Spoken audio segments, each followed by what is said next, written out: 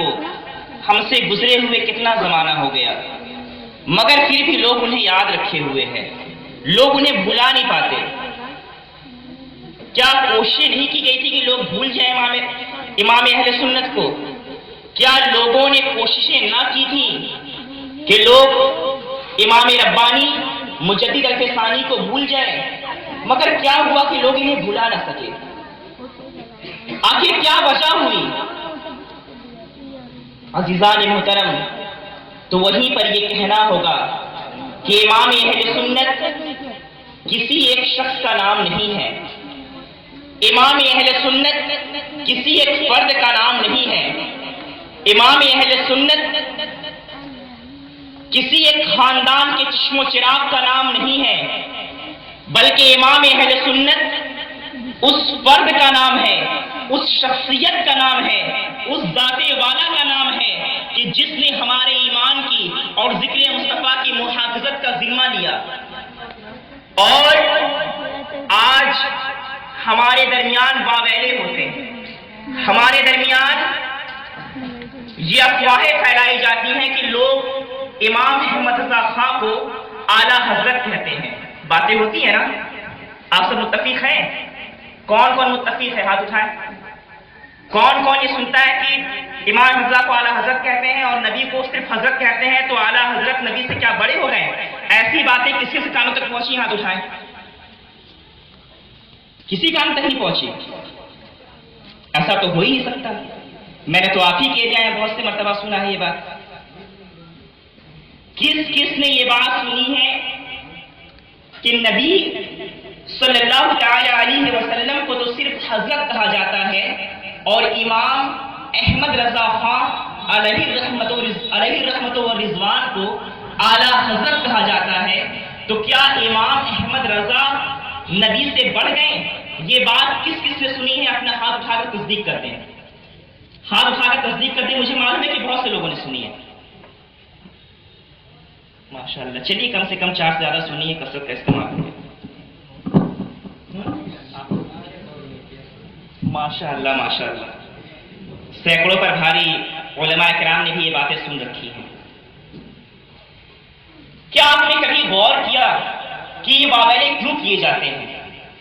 کیا اعلیٰ حضرت امام اہل سنت امام احمد رضا خاں علیہ رحمت و رضوان کے علاوہ کسی کو اعلیٰ حضرت نہیں کہا گیا؟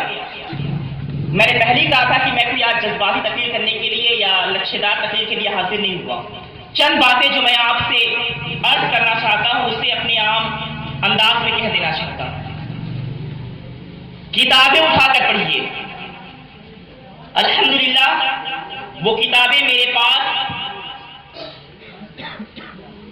میرے اپنے ڈسک میں موجود ہیں، مگر اس کے باوجود میں لکھ کر کے بھی لے کر کے آیا ہوں کہ آج جو لوگ یہ واویلے کرتے رہتے ہیں وہ اہل دیابنا اور وہابیہ اور غیر مقلدین کہ جن کے یہ واویلے ہیں کہ یہ سنی بریلوی امام اہل سنت کو اعلیٰ حضرت کہتے ہیں، جبکہ نبی کریم صلی اللہ تعالی علیہ وسلم کو صرف حضرت کہا جاتا ہے۔ تو کیا امام اہل سنت امام احمد رضا خاں نبی سے بڑھ گئے؟ تو اب ہمارا الٹا سوال ہے، میں اس کا جواب دوں گا، مگر ہمارا الزامی سوال یہ ہے کہ ہم نے سنی بریلوی لوگوں نے اس دور میں صرف امام احمد رضا خاں کو ہی اعلیٰ حضرت کہا، امام احمد رضا خاں کو ہی صرف اعلیٰ حضرت کہا، مگر وہ لوگ جو لوگ سنیوں اور مسلمانوں کے درمیان اختلاف پھیلانا چاہتے ہیں، جنہوں نے اپنے تنظیم اور اپنے فرقے کی بنیاد ہی مسلمانوں کے درمیان تفرقہ اور اختلاف پھیلانے کے لیے رکھی تھی، ان لوگوں نے اپنے کن کن مقتداؤں کو کتنی مرتبہ اعلیٰ حضرت کہا، اس کے تعلق سے حوالہ پہلے سنتے چلیے۔ سب سے پہلی کتاب تذکرۃ الرشید، جو کہ شیخ زکریا مکتبہ شیخ زکریا مفتی اسٹریٹ سہارنپور یوپی سے چھپی، اس کی پہلی دوسری دونوں جلد اور اس کا مصنف عاشق الہی میں رکھی ہے۔ اس نے اپنے خانوادے کے مرشد اعظم حاجی امداد اللہ مہاجر مکی کو 214 جگہ اعلیٰ حضرت لکھا ہے. سبحان اللہ. 214 جگہ اعلیٰ حضرت لکھا. آگے سنیے. آپ بیتی ایک کتاب کا نام ہے. آپ بیتی یہ چھپی کہاں سے؟ مکتبہ شیخ زکریا مفتی اسٹریٹ سہارنپور یوپی سے. اس کا مصنف کون ہے؟ مولانا زکریا سہارنپوری صاحب، جو مظاہر علوم سہارنپور کے شیخ الحدیث تھے. انہوں نے اپنے بزرگوں مولانا عبد الرحیم رائے پوری، مولانا حاجی امداد اللہ صاحب، مولانا رشید احمد گنگوہی اور مولانا اشرف علی تھانوی اور مولانا مظہر وغیرہ کو 189 جگہ اعلیٰ حضرت لکھا. 2 حوالے. تیسرا حوالہ سنیے. تذکرۃ الخلیل یہ چھپی کہاں سے ہے؟ مکتبہ خلیلیہ متصل مدرسہ مظاہر علوم سہارنپور یوپی. اس کا بھی مصنف عاشق الہی میں رکھی ہے. اس نے اس کتاب کے اندر حاجی امداد اللہ اور ان کے علاوہ دو تین لوگوں کو اور قریب 18 جگہ اعلیٰ حضرت لکھا ہے.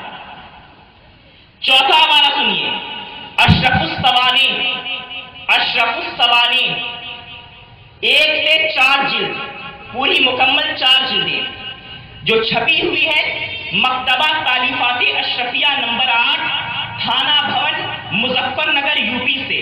اور اس کے مصنف ہیں خواجہ عزیز الحسن جو حکیم الامت مولوی اشرف علی تھانوی صاحب کے اکابر خلفاء میں سے ہیں. تو خواجہ عزیز الحسن نے حاجی امداد اللہ کو 20 جگہ اعلیٰ حضرت لکھا ہے. 5ویں کتاب کا حوالہ سنیے. حکیم الامت جو چھپی ہوئی ہے مطبع معارف آپ کے قریب اعظم گڑھ سے. اس کے مصنف ہیں عبد الماجد دریابادی جو ایڈیٹر تھے سکے لکھنؤ کے. انہوں نے نظام دکن کو 2 جگہ اعلیٰ حضرت لکھا. 6واں حوالہ سنیے. اکابر کا تقوی یہ کتاب ہے. اکابر کا تقوی جو چھپی ہوئی ہے کریمی پبلیکیشن نمبر 426 شاہ گنج الہ آباد یوپی سے. اس کے مصنف ہیں صوفی محمد اقبال مہاجر مدنی. انہوں نے زکریا کانگھیلوی صاحب کے ارشاد اور ان کی فرمائش کے اوپر انہوں نے یہ کتاب لکھی تھی اکابر کا تقوی. انہوں نے زکریا کانگھیلوی کو 18 جگہ اعلیٰ حضرت لکھا. 7واں حوالہ سنیے. اکابر کا احسان و سلوک جو چھپی ہوئی ہے کتب خانہ. آپ سن رہے ہیں نا؟ سنتے رہیے پھر اس کے بعد میں اس کے بارے میں بتاؤں گا. 7واں حوالہ اکابر کا احسان و سلوک کتب خانہ اشاعت العلوم محلہ مفتی سہارنپور. اس کے مصنف محمد اقبال ہوشیار پوری ہیں. اور اس کتاب اکابر کا احسان سلوک میں جو مقدمہ ہے وہ ابو الحسن ندوی کا ہے. اس کتاب کے اندر حاجی امداد اللہ اور رشید گنگوہی وغیرہ کو 10 جگہ اعلیٰ حضرت لکھا گیا. 8واں حوالہ سنیے. تاریخ مشائخ چشت اشاعت العلوم جو چھپی ہوئی ہے اشاعت العلوم محلہ مفتی سہارنپور سے. اس کے مصنف ہیں مولوی زکریا سہارنپوری صاحب جو کہ تبلیغی نصاب کے بھی مصنف ہیں. انہوں نے اس میں 67 جگہ اپنے بزرگوں کے لیے 67 جگہ اپنے بزرگوں کے لیے اعلیٰ حضرت کا لفظ استعمال کیا. بات ابھی ختم نہیں ہوئی ہے. صحبت باولیہ جو چھپی ہوئی ہے مجلس معارف سورت گجرات سے. اور اس کے مصنف ہیں مولانا تقی الدین ندوی مظاہری. غالباً یہ مظاہر علوم سہارنپور سے فارغ ہیں. انہوں نے اپنی اس کتاب صحبت باولیہ کے اندر مولانا زکریا سہارنپوری کے کمالات پر روشنی ڈالتے ہوئے اس میں حاجی امداد اللہ اور شاہ عبد الرحیم رائے پوری کو 8 جگہ اعلیٰ حضرت لکھا. ارواح ثلاثہ جس کا نام حکایت اولیاء بھی ہے کتب خانہ نعیمیہ دیوبند سے چھپی ہے۔ اس کے مصنف مولوی اشرف علی تھانوی صاحب ہیں۔ انہوں نے اس میں اپنے مولانا کو 2 جگہ اعلیٰ حضرت لکھا۔ 11واں حوالہ تذکرہ دانشوران سہارنپور جو ارشاد العلوم سہارنپور سے چھپی ہوئی ہے۔ اس کے مصنف سید شاہد سہارنپوری دیوبندی ہیں۔ انہوں نے شاہ عبد الرحیم رائے پوری کو 11 جگہ اس کتاب میں اعلیٰ حضرت لکھا۔ معمولات رمضان مکتبہ دین و دانش جو کاندھلا ضلع مظفر نگر سے چھپی ہے اور اس کے مصنف ہے نور الحق راشد کاندھیلوی۔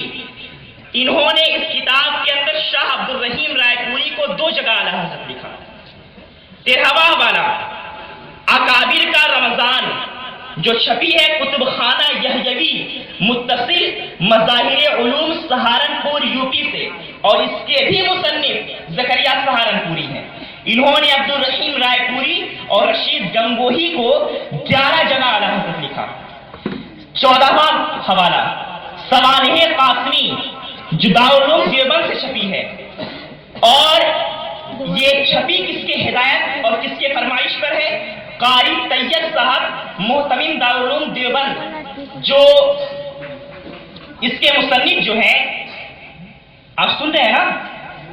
سن رہے ہیں؟ ہاتھ اٹھا دیجیے سمجھ میں آ جائے کیونکہ مجھے بڑی گھبراہٹ ہوتی ہے۔ ماشاءاللہ سب سن رہے ہیں۔ سوانح قاسمی جو دارالعلوم دیوبند سے چھپی ہے اور اس کے مصنف قاری طیب صاحب ہیں۔ اس کے مصنف قاری طیب صاحب ہیں جو دارالعلوم دیوبند کے محتمم بھی رہ چکے ہیں۔ تو ان کی ہدایت پر مولانا مناظر حسین گیلانی نے اس کتاب کو لکھا۔ اس کتاب کے اندر رشید گنگوہی اور حاجی امداد اللہ حاجی امداد اللہ کو 11 جگہ اعلیٰ حضرت لکھا گیا۔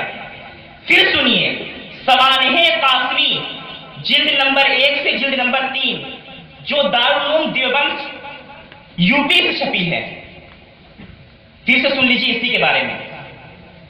سوانح قاسمی دارالعلوم دیوبند سے چھپی اور کس کی ہدایت پہ چھپی؟ قاری طیب صاحب کی ہدایت پہ۔ لکھا کس نے؟ مولانا مناظر حسین گیلانی نے، اور یہ دارالعلوم دیوبند کے دفتر سے شائع ہوئی ہے۔ اس میں انہوں نے نظام دکن رشید گنگوہی اور حاجی امداد اللہ صاحب کو 16 جگہ اعلیٰ حضرت لکھا ہے۔ 15واں اور آخری حوالہ تبلیغی نصاب نام سنا ہوگا۔ تبلیغی نصاب جس کو پڑھانے کے لیے اکثر و بیشتر مساجد میں جھگڑے چل رہے ہیں، جس کو پڑھانے اور پڑھنے کے لیے مساجد کے اندر اکثر و بیشتر جھگڑے چلتے رہتے ہیں، یہ وہی تبلیغی نصاب ہے۔ تبلیغی نصاب الحمدللہ یہ تو پوری باضابطہ کتاب میرے پاس موجود ہے۔ تبلیغی نصاب جو مدینہ بک ڈپو سے چھپی ہوئی میرے پاس ہے، اردو بازار جامع مسجد دہلی سے چھپی۔ اس کے مصنف زکریا سہارنپوری صاحب ہیں۔ انہوں نے حاجی امداد اللہ صاحب کو فضائل ذکر میں صفحہ 35 سطر نمبر 9 میں اعلیٰ حضرت لکھا ہے۔ اب یہ سوچئے کہ یہ سب کتابیں میں نے جو نام گنائی کس کی کتابیں ہیں؟ جانتے ہیں کس کی کتاب ہے؟ بولیے، مجھ سے کچھ بولا کس کی کتاب ہے؟ ہاں سمجھ میں آ رہا ہے آپ لوگ کو۔ مجھ سے یہ کہا گیا ہے کہ یہ بھی واضح کر دے کہ یہ سب دیوبندیوں کی کتابیں ہیں، تو الحمدللہ آپ تو خود ہی سمجھ رہے ہیں کہ کتابیں کس کی کتابیں ہیں؟ دیوبندی کی۔ سب لوگ بولیے تو مجھے سنائی دے۔ دیوبندی کی۔ ہاں ماشاءاللہ الحمدللہ۔ اب غور کیجئے، جن لوگوں نے آج یہ باویلے پھیلا رکھے ہیں، یہ رشید گنگوہی کون ہے؟ ابھی چند دنوں پہلے میں آپ کے اسی علاقے میں اسی جگہ پر آیا تھا۔ فتاوی رشیدیہ شریف میں میں نے نعوذ باللہ فتاوی رشیدیہ میں نے ہاتھ میں لے کر کے صفحہ 139 کا حوالہ دے کر کے یہ بات کہا تھا کہ اس کے صفحہ نمبر 139 پر لکھا ہوا ہے کہ امام حسین کا ذکر کرنا اگرچہ بروایت صحیحہ و حرام ہے۔ یہ وہ لوگ ہیں، یہ وہ دیوبندی خبیث ہیں کہ جن لوگوں نے حسین اعظم کے ذکر کو حرام کہا، یہ وہ لوگ ہیں جن لوگوں نے امکان قضے باری تعالیٰ کے مسئلے کو اٹھایا، یہ وہی لوگ ہیں جنہوں نے علم غیب مصطفیٰ کا انکار کیا تھا، یہ وہی لوگ ہیں جن لوگوں نے نورانیت مصطفیٰ کا انکار کیا تھا، یہ وہی لوگ ہیں جنہوں نے محمد عربی کے اختیارات کا انکار کیا تھا، ہمیشہ اس کے رسول کو دلوں سے خالی کرنے کا جن دیوبندیوں نے انعقاد اور جن دیوبندیوں نے تحریکیں چلا رکھی تھی، میں نے ان دیوبندیوں کی کتابوں کا حوالہ دیا ہے۔ اب آپ مجھے یہ بتائیے کہ جب یہ اپنی کتابوں میں لکھے، اپنے رسائل میں لکھے، اپنے محافل میں لکھے، اپنے محافل میں پڑھے اور کہیں، اس وقت یہ نظر نہیں آتا کہ ہم کس کو کیا کہہ رہے ہیں۔ نظام دکن کو اعلیٰ حضرت کہہ دیا، رشید گنگوہی کو کہ جس نے امکان کسی باری تعالیٰ کے تعلق سے مسئلے اٹھائے تھے، اس کو ان لوگوں نے لکھ دیا، اعلیٰ حضرت لکھ دیا۔ وہ اشرف علی تھانوی کہ جس نے نہ جانے کتنے گندے عقیدے مسلمانوں کے درمیان پھیلائے تھے، اس سے اعلیٰ حضرت لکھ دیا گیا۔ اگر ہم امام اہل سنت کو، مجدد دین و ملت کو، امام احمد رضا خان علیہ رحمت و رضوان کو اعلیٰ حضرت کہیں تو ان کے سینوں پر صاف لوٹے لگتے ہیں۔ میں پوچھتا ہوں کہ اعلیٰ حضرت نے کیا کیا تھا؟ کیا اعلیٰ حضرت نے اپنے بیٹے کی تعریف کی تھی؟ کیا اعلیٰ حضرت نے اپنے داماد کی تعریف کی تھی؟ کیا اعلیٰ حضرت نے اپنے دادا کی تعریف کی تھی؟ کیا اعلیٰ حضرت نے اپنے خاندان کی تعریف کی تھی؟ اعلیٰ حضرت نے کیا تھا؟ اعلیٰ حضرت نے کیا کیا تھا؟ ارے وہی تو اعلیٰ حضرت ہے کہ اگر نبی کریم صلی اللہ تعالی علیہ وسلم کے زلفوں کی جانب جب اس کی نظر جاتی ہے، شعراء جو ہوتے ہیں تو شعراء کا یہ خیال ہوتا ہے کہ وہ اپنے محبوب کے زلفوں کو رات کی تاریکی سے تشبیہ دیتے ہیں۔ قرآن مجید کا طریقہ بھی یہی رہا ہے۔ قرآن نے کہا وَالضُّحَىٰ وَاللَّيْلِ إِذَا سَجَىٰ، نبی کریم صلی اللہ تعالی علیہ وسلم کے زلف مبارک کی تعریف و توصیف قرآن نے بھی واللیل اذا سجا سے کی ہے۔ یعنی یہ کہ ایک طریقہ ہوتا ہے، ایک شعراء کا طریقہ ہے کہ وہ جب اپنے محبوب کی تعریف کرتے ہیں، ان کے زلف کی تعریف کرتے ہیں تو رات کی تاریکی سے تعریف کرتے ہیں، اور جب چہرے کی تعریف کرتے ہیں تو دن کی روشنی سے تعریف کرتے ہیں۔ مگر امام اہل سنت مجدد دین و ملت امام احمد رضا خان علیہ رحمت و رضوان نے بھی جب نبی کریم صلی اللہ تعالی علیہ وسلم کے زلفوں کی جانب ان کی نگاہ جاتی ہے اور ان کا دل بھی مچلتا ہے کہ میں بھی نبی کی شان میں، نبی کے زلفوں کے اوپر کوئی شعر کہوں، تو اعلیٰ حضرت نے نبی کریم کے زلفوں کو رات کی تاریکی نہیں کہا، بلکہ مشہور زمانہ سلام جو اعلیٰ حضرت کا مصطفیٰ علیہ السلام ہے، اس سلام کو اٹھا کر کے دیکھیے امام اہل سنت یہ کہتا نظر آتا ہے کہ لیلۃ القدر میں مطلع الفجر حق، لیلۃ القدر میں مطلع الفجر حق، مانگ کی استقامت پہ لاکھوں سلام۔ یعنی ساری راتوں میں جس طرح سے لیلۃ القدر کی فضیلت ہے، اسی طرح سے نبی کریم کے زلفوں کی فضیلت ہے، اور نبی کریم کے زلفوں کی بات تو بڑی ہی نرالی ہے۔ نبی اپنی زلفوں میں جو مانگ نکالا کرتے تھے، اس مانگ کی روشنی کی، اس مانگ کے سفیدے کا یہ عالم ہے کہ اعلیٰ حضرت فرماتے ہیں لیلۃ القدر میں مطلع الفجر حق، لیلۃ القدر میں مطلع الفجر حق، مانگ کی استقامت پہ لاکھوں سلام۔ سبحان اللہ۔ مانگ کی استقامت پہ لاکھوں سلام۔ وہ امام اہل سنت جس نے ہر قدم پر عشق و ایمان، عشق و آگہی کا تحفظ کیا، آج اسی امام اہل سنت کے تعلق سے یہ باتیں کہی جاتی ہیں کہ تم انہیں اعلیٰ حضرت کہتے ہو۔ تو اب آپ تو یہ جواب دے سکتے ہیں نا کہ ہم تو اپنے صرف ایک مجدد جسے صرف ہندوستان نے ہی نہیں بلکہ علماء حرمین طیبین نے بھی مجدد تسلیم کیا ہے، ہم اسے اعلیٰ حضرت کہتے ہیں، تو تم واویلے کرنے لگتے ہو۔ مگر تم نے نظام دکن کو اعلیٰ حضرت کہا، کوئی انگلی نہ اٹھا سکا۔ تم نے اشرف علی تھانوی کو اعلیٰ حضرت کہا، تم نے رشید گنگوہی کو کہا، تم نے زکریا کامبھیلوی کو کہا، تب تمہاری زبانیں کہاں گم ہو گئی تھی؟ تب تمہیں کیوں نظر نہ آیا کہ نبی کی برابری ہو رہی ہے کہ نہیں ہو رہی؟ غور کرنے کی بات ہے نا۔ تو کیا پتا چلا کہ ان کا کام ہی ہے اختلاف کرنا۔ آج جو یہ لوگ پروپیگنڈے کرتے رہتے ہیں کہ سنی بریلوی اختلاف کرتے ہیں، اختلاف ہم نہیں کرتے، ہم حق بیانیہ کرتے ہیں۔ اختلاف کرنا تو ان کا کام ہے۔ انہوں نے اپنی کتابوں میں لکھا، اور صرف لکھا نہیں بلکہ ابھی تک چھاپتے آ رہے ہیں۔ جب چھاپ رہے ہو ہم پڑھ کر سناتے ہیں اور اس کا رد کرتے ہیں، تو پھر کیوں گھبراتے ہو؟ کیوں یہ کہہ رہے ہو کہ سنی اختلاف کر رہا ہے، سنی تفرقہ بازیاں کر رہا ہے؟ اور سنو ہم نے امام اہل سنت کو، تم نے اپنے قائدین کو، اپنے باطل رہنماؤں کو نہ جانے کس بنیاد پر اعلیٰ حضرت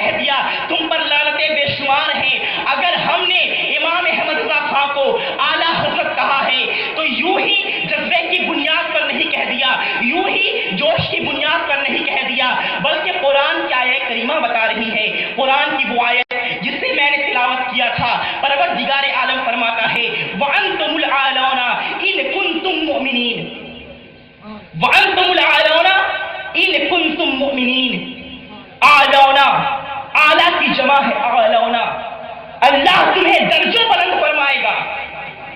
وَأَنْتُمُ الْأَعْلَوْنَ، دھیان سے سنیں، وَأَنْتُمُ الْأَعْلَوْنَ، اللہ تمہیں درجوں اعلیٰ فرمائے گا اگر تم ایمان رکھتے ہو۔ جو انسان اپنے ایمان کا تحفظ کر لے اسے قرآن اعلیٰ کہتا ہے۔ ہم نے اپنے ایمان کا تحفظ کیا یا نہیں کیا اس کی ضمانت ہمارے پاس نہیں ہے، ہم کوشش کر رہے ہیں کہ ہمارا ایمان بچ جائے، مگر غور کیجئے کہ وہ امام احمد رضا خان علیہ رحمت و رضوان کہ جس نے نہ صرف یہ کہ اپنے ایمان کی محافظت کی، نہ صرف یہ کہ اپنے خانوادے کے ایمان کی محافظت کی، نہ صرف یہ کہ اپنے سلسلے والوں کے ایمان کی محافظت کی، بلکہ پوری دنیا کے مسلمانوں کے ایمان کی محافظت کرنے والے کو احمد رضا خان کہتے ہیں۔ تو قرآن کہتا ہے جو اپنے ایمان کا تحفظ کر لے اسے قرآن اعلیٰ کہتا ہے، اور جو ساری دنیا کے مسلمانوں کے ایمان کا تحفظ کر لے ہم اپنی زبان میں اسے ہی اعلیٰ حضرت کہتے ہیں۔ سبحان اللہ، اللہ اکبر، یا رسول اللہ، زندہ باد، زندہ باد، زندہ باد، زندہ باد، سبحان اللہ، سبحان اللہ، نور پاک کیجیے گا۔ اللهم صل على سيدنا ومولانا محمد وعلى آله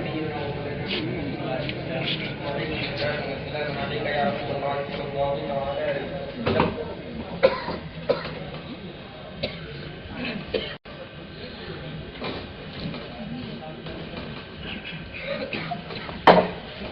عزیزان محترم، یہ ایک دو باتیں نہیں ہیں، چونکہ میرے مرشد گرامی حضور بحر العرفان مفتی آفاق احمد مجددی دامہ ظلہ العالی والنورانی جن کی یہ تحریک اور تنظیم ہے کہ مسلمانوں کے درمیان اتحاد، امت میں اتحاد ہونا چاہیے، میں نے جب اپنے اس وعظ کے میدان میں قدم رکھا تبھی سے میں نے یہ کوشش کی تھی کہ میں ہر میدان میں، ہر تقریر میں اتحاد کے تعلق سے ضرور باتیں بیان کروں گا۔ میرے عزیزوں، ہم نے کبھی بھی اختلاف کی باتیں نہیں کی ہیں، ہم تو اس محمد عربی صلی اللہ تعالی علیہ وسلم کے ماننے والے ہیں کہ جس نے امیروں کو صرف گلے سے نہ لگایا تھا بلکہ غریبوں کو صرف اپنے گلے سے نہیں لگایا بلکہ کعبہ شریف کے اوپر چڑھا دیا اور اذان دے کر کے بلال حبشی سے بتا دیا تھا کہ دیکھو اسلام کے اندر غریبی امیری ان چیزوں کا امتیاز اور فرق نہیں ہے، اسلام کے اندر حیثیت اور قدر و قیمت اس کی ہے کہ جس کے دل کے اندر عشق رسول رچ بس جائے، جس کے دل کے اندر خوف خدا رچ بس جائے، اسی کی پروردگار عالم کے نزدیک قدر و قیمت ہے۔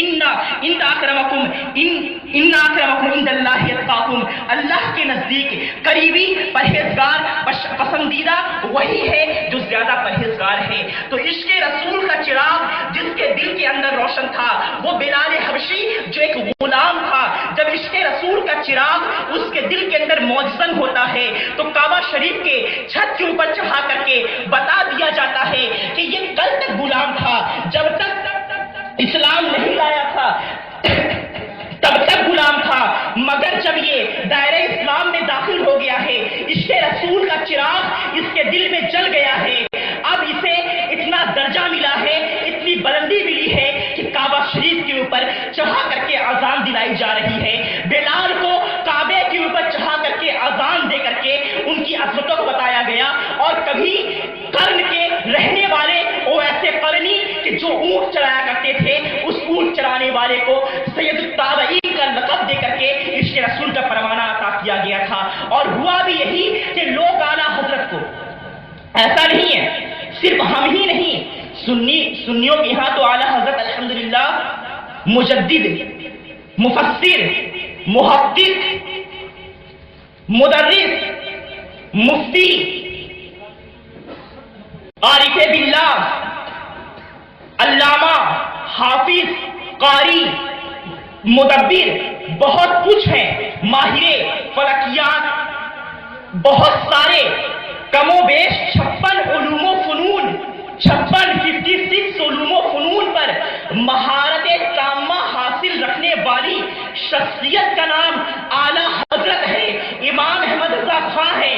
اور امام اہل سنت کے علم کو، ان کے عمل کو اور ان کی صلاحیت کو صرف ہم ہی نہیں مانتے، بلکہ اشرف علی تھانوی نے بھی، جو کہ دیوبندیوں کا عظیم مقتدی ہے، اس اشرف علی تھانوی نے بھی اس بات کا اعتراف کیا ہے کہ جب اعلیٰ حضرت کا وصال ہو گیا اور ان کے وصال کی خبر، جب اعلیٰ حضرت علیہ الرحمہ کے وصال کی خبر جب اشرف علی تھانوی کے پاس تک پہنچی تو اشرف علی تھانوی فوراً دعا کے لیے اپنے ہاتھ کو اٹھاتا ہے اور دعا سے فراغت کے بعد یہی کہتا ہے کہ بہت ہی بڑا عالم ہمارے درمیان سے رخصت ہو گیا، اللہ تعالیٰ اسے ضرور جنت میں داخل فرمائے گا۔ لوگ اس کے مریدین نے پوچھا کہ اے اشرف علی تھانوی، اے ہمارے مقتدی، اعلیٰ حضرت کو اپنی پوری زندگی میں تمہیں کافر و مشرک کہتے رہے، مگر تم ان کے بارے میں ایسی باتیں کیوں کہہ رہے ہو؟ تو اشرف علی تھانوی نے کہا تھا کہ ہاں سن لو، اعلیٰ حضرت نے، امام احمد رضا خان نے اگر مجھے کافر کہا ہے تو وہ عشق رسول کی بنیاد پر کہا ہے۔ ان کے دل کے اندر ایسا عشق رسول موجود تھا، عشق رسول کا ایسا دریا ان کے دل کے اندر بہتا تھا کہ انہیں یہ بات ذرہ برابر گوارا نہ تھی کہ کوئی بھی نبی کریم کی شان میں ایک رتی کے برابر بھی گستاخی کر سکے۔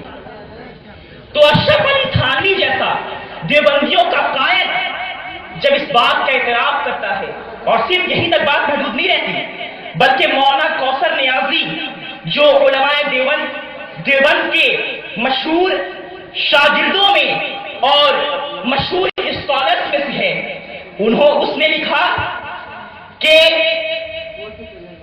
وہ کوثر نیازی کہ جو شیخ الحدیث محمد ادریس کاندھیلوی کا شاگرد ہے، اور درس بخاری اس نے، کوثر نیازی نے درس بخاری نعرے تکبیر، نعرے رسالت، علماء اہل سنت، حضرت مولانا شفیق احمد صاحب اللہ مجددی، نعرے تکبیر، نعرے رسالت۔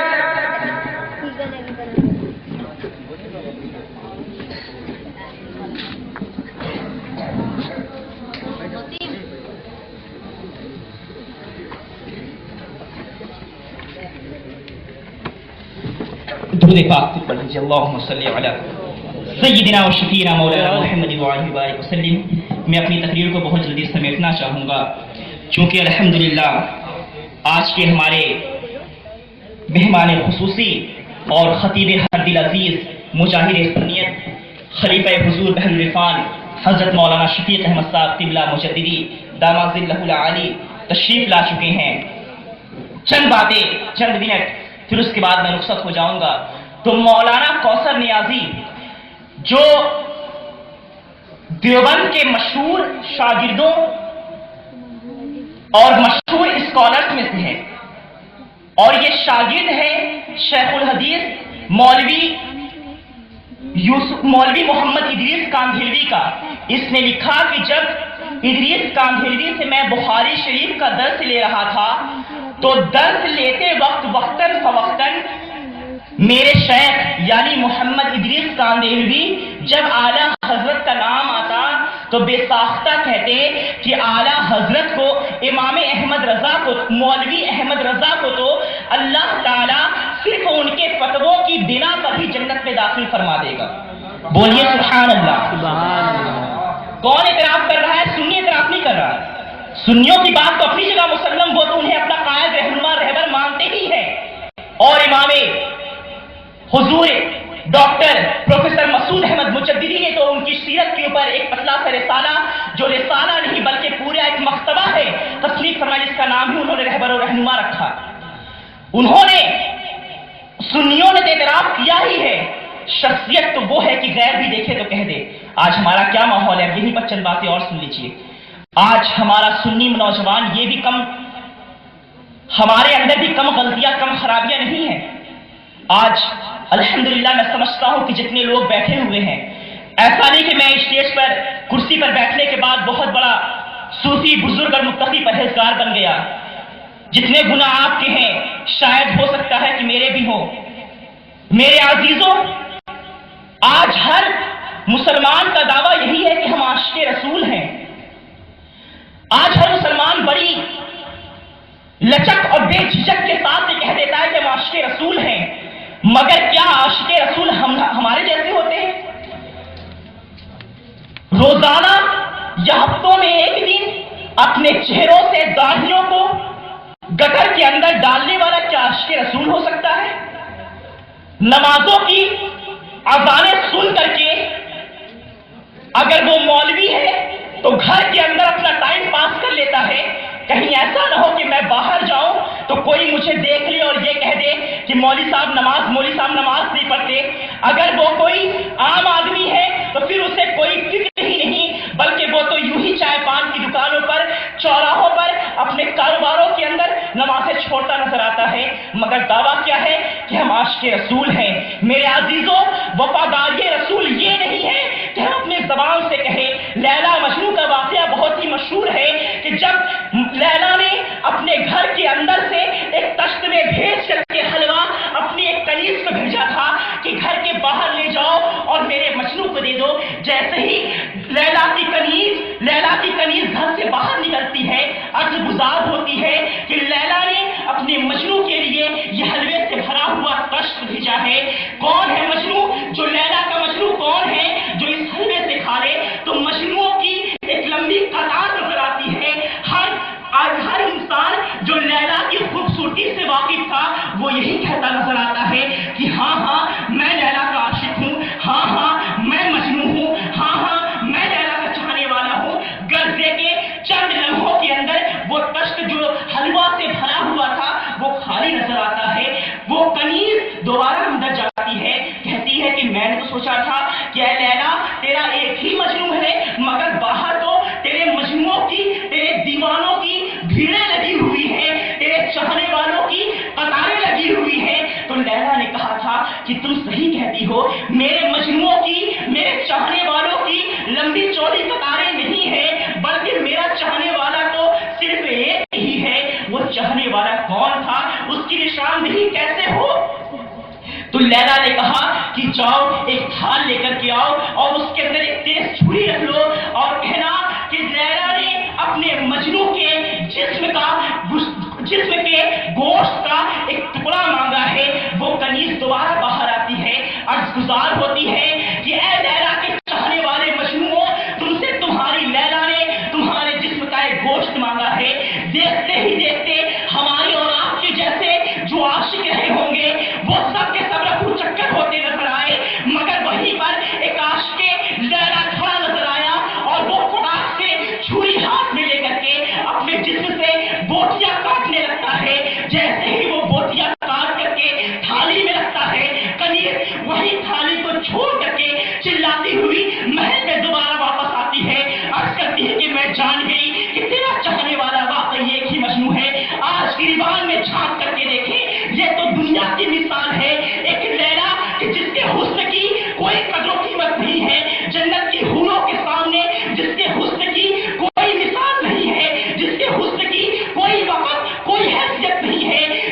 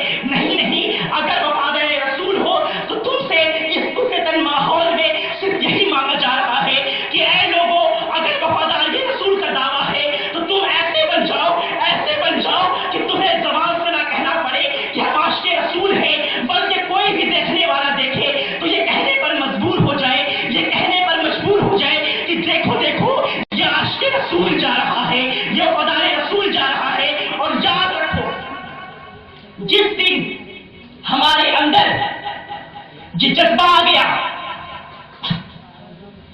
کہ ہمیں دیکھ کر کے غیروں نے کہہ دیا کہ دیکھو یہ فضائل رسول ہے، اسی دن ایک آواز آئے گی کہ محمد سے وفا تو نے تو ہم تیرے ہیں، یہ جہاں چیز ہے کیا لوح و قلم تیرے ہیں۔ سبحان اللہ۔ پھر ہماری تقدیر کے فیصلے کبھی دلی کے اندر اور کبھی گجرات بھی نہیں ہوا کریں گے، کبھی امریکہ ہماری تقدیر کے فیصلے نہیں کرے گا، بلکہ ہماری تقدیر کا فیصلہ اس طرح سے ہوگا کہ پروردگار عالم ہم سے ایسا راضی ہو جائے گا کہ علامہ اقبال کی زبانی لوح بھی ہمارے ہاتھوں میں ہوگی، قلم بھی ہمارے ہاتھوں میں ہوگا، اور اس کے بعد تقدیر لکھنے والوں میں ہمارا بھی، تقدیروں میں ہمارا بھی نام ہوگا، ہماری بھی پہچان ہوگی اور ہمارا بھی نام و نشان باقی رہے گا۔ تو میرے عزیزوں، اپنے اندر ایسا ماحول پیدا کرو کہ تمہیں نہ کہنا پڑے کہ ہم وفادار رسول ہیں، بلکہ کوئی بھی دیکھنے والا دیکھے تو کہنے پر مجبور ہو جائے کہ دیکھو دیکھو یہ وفادار رسول جا رہا ہے، یہ عشق رسول جا رہا ہے۔ آج ضرورت اس بات کی ہے، اگر اعلیٰ حضرت کا ذکر ہو تو عشق رسول کی بات ہوتی ہے، اگر امام ربانی کا ذکر ہو تو بھی عشق رسول کی بات ہوتی ہے۔ وجہ کیا ہے؟ کیونکہ ان لوگوں نے عشق رسول سے اپنے دلوں کو روشن رکھا تھا، اور اسی عشق رسول سے اپنے دلوں کو روشن رکھنے کے لیے آج آپ سے بھی کہا جا رہا ہے۔ تو خدا کے لیے آپ سے توبہ کر کے اٹھو کہ تم ایسے عاشق صادق بنو گے اور وفادار رسول بنو گے کہ انشاءاللہ آپ کے چہروں پر داڑھیاں ہوں گی، صبح سے آپ کی مسجدوں میں آپ کی تعدادیں کثرت کے ساتھ ہوں گی، صبح سے مسجدوں میں آپ کی لمبی قطاریں ہوں گی۔ میرے عزیزوں، یاد رکھو کہ جس مسجدوں کے سامنے ہماری مسجدوں کے اندر ہماری لائنیں لگی ہوئی ہوں گی، اس وقت ہمیں بینکوں کے باہر لائنیں نہیں لگانی پڑیں گی، اے ٹی ایم کے باہر ہمیں لائنیں نہیں لگانی پڑیں گی۔ تاریخ نے ایسے بہت سارے واقعات دیکھے ہیں، کیا اولیاء کے واقعات، کیا اولیاء کی ضرورت پوری نہیں ہوا کرتی تھی؟ کیا وہ لوگ کہ جنہیں قید میں ڈال دیا جاتا تھا کیا وہ نہیں کھایا کرتے تھے؟ ان کا تو حال یہ ہوتا تھا کہ اللہ ربی یطعمنی ویسقینی، ان کا رب انہیں کھلاتا تھا، ان کا رب انہیں پلایا کرتا تھا۔ تو ایسے بن جاؤ، دنیا دار کے سامنے اپنے سر کو جھکانے سے پرہیز کرو۔ اعلیٰ حضرت نے آخر وقت تک عشق رسول کا پیغام دیا، اور عشق رسول کا پیغام دیتے ہوئے ہی اس دنیا سے رخصت ہو گئے۔ میں یہ کہہ رہا تھا کہ اعلیٰ حضرت کو ہم نے ہی نہیں صرف بلکہ غیروں نے بھی ان کی شخصیت کو تسلیم کیا ہے۔ اور پھر یہ بات بھی یاد رکھیے کہ حق جماعت صراط المستقیم پر، اہدنا الصراط المستقیم پر جن کے راستے پر چلنے کی تلقین کی گئی ہے، تعلیم دی گئی ہے، وہ کن کا راستہ ہے؟ انہی مجددین کا راستہ ہے، اور یہ کاملین کا راستہ ہے۔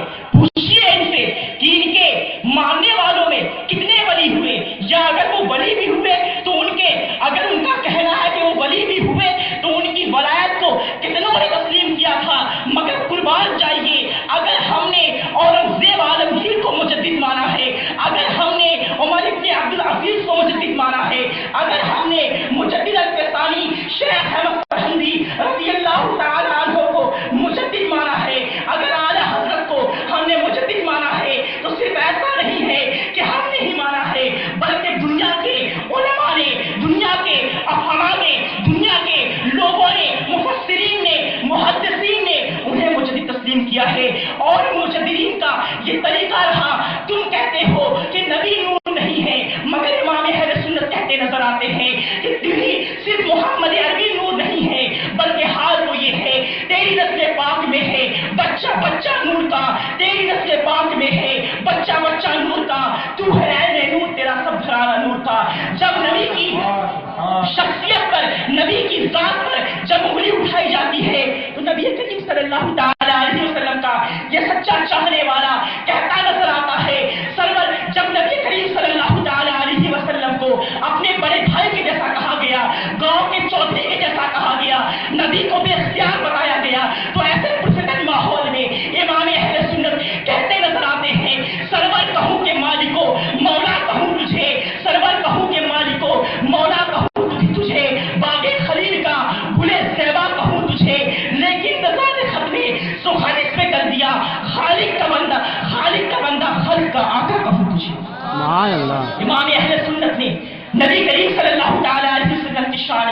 ان کی عظمت پر ہمیشہ چرچے کیے ہیں. اور آخری بات بتا کر کے میں رخصت ہو جاؤں. آج یاد رکھو کہ نبی نے فرمایا تھا میری امت میں 73 فرقے ہوں گے، ان میں سے ایک ہی فرقہ جنتی ہوگا. اس جنتی فرقے کی نشانی یہ تھی کہ اہل سنت والجماعہ، وہ اہل سنت والجماعت کا فرقہ ہوگا، وہ سواد اعظم ہوگا. مگر امام زین العابدین رضی اللہ تعالی عنہ، جنہیں سید الساجدین اور جنہیں سید سجاد کہا جاتا ہے، امام زین العابدین کے وقت میں جب پوچھا گیا کہ سنیوں کی، اہل سنت و جماعت کی نشانی کیا ہے، الحمدللہ دلائل الخیرات شریف کے مقدمے کے اندر بھی اس حدیث کو نقل کیا گیا.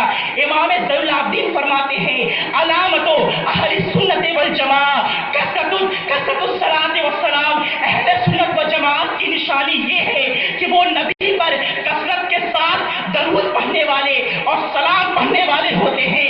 قربان جائیے، امام اہل سنت نے درود کا بھی درس دیا ہے، سلام کا بھی درس دیا ہے. جب درود کی باری آتی ہے تو امام اہل سنت کہتا نظر آتا ہے کعبے کے بدر الدجا تم پہ کروڑوں درود، طیبہ کے شمس الضحیٰ تم پہ کروڑوں درود. جب سلام کی باری آتی ہے تو کہتا نظر آتا ہے مصطفیٰ جان رحمت پہ لاکھوں سلام، شام بس میں ہدایت پہ لاکھوں سلام، مصطفیٰ جان رحمت پہ لاکھوں سلام، شام بس میں ہدایت پہ لاکھوں سلام. ہم یہاں سے پکارے وہاں وہ سنے، ہم یہاں سے پکارے وہاں وہ سنے، مصطفیٰ کی سماعت پہ لاکھوں سلام. نعرے تکبیر، نعرے رسالت، مسلک اعلیٰ حضرت فیضان مجدد الفیضانی. نعرے تکبیر، نعرے رسالت. امام اہل سنت ایک شخص کا نام نہیں بلکہ شخصیت کا نام ہے. ایک شخص کا نام نہیں بلکہ ایک جماعت کا نام ہے. ایک انسان کا نام نہیں بلکہ انسانیت کا نام ہے. ایک فرد کا نہیں بلکہ پوری ایک تحریک کا نام امام اہل سنت اعلیٰ حضرت ہے. تو میرے عزیزوں، امام اہل سنت کے نقش قدم پر چلو. امام اہل سنت نے اپنی پوری زندگی میں عشق رسول کا درس دیا تھا، وفاداری رسول کا درس دیا تھا، کیونکہ وہ جانتے تھے کہ جو وفادار رسول ہوتا ہے وہی دنیا میں بھی کامیاب ہے، آخرت میں بھی کامیاب ہے.